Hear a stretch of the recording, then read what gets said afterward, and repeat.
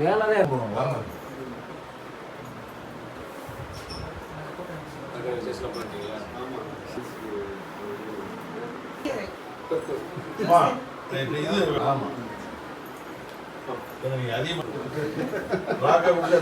தெரியாது.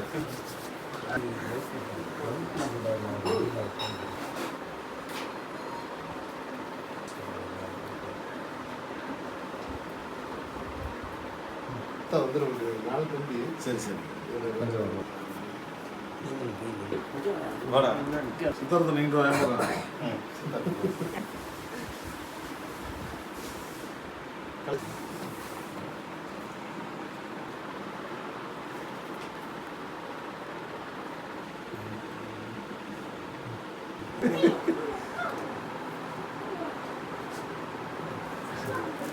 சரி வர வச்சு